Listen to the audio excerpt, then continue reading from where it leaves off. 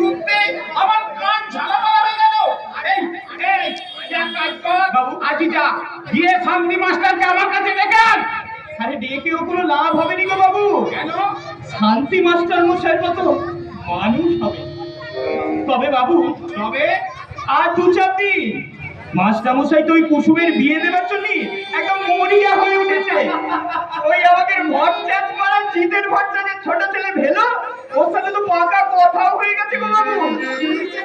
শান্তি মাস্টারের বাড়ির খবরে যা রাখিস রে। ওই একটু আমি জানি বাবু। চুপ হারাম জাদা, যত সব মাঝে মাঝে কথা।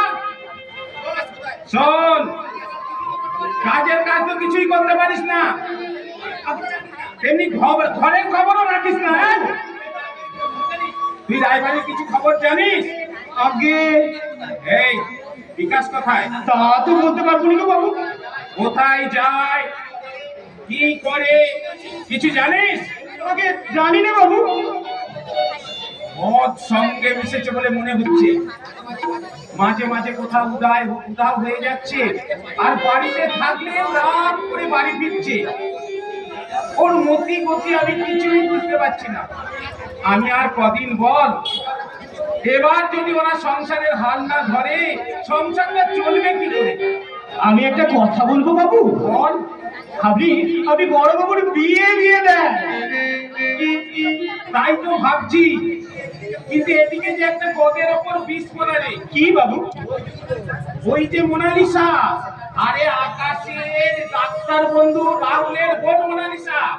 আরে কোথা থেকে আকাশের বাড়ি ফেরার খবর পেয়ে আরে এখানে এসে শিকড় গেড়ে বসেছে, যাওয়ার নামটি পর্যন্ত করছে ওরে না। বাপ রে বাপ, আমার রণচণ্ডী মেয়ে আমি আর দুটো দেখিনি বাবু।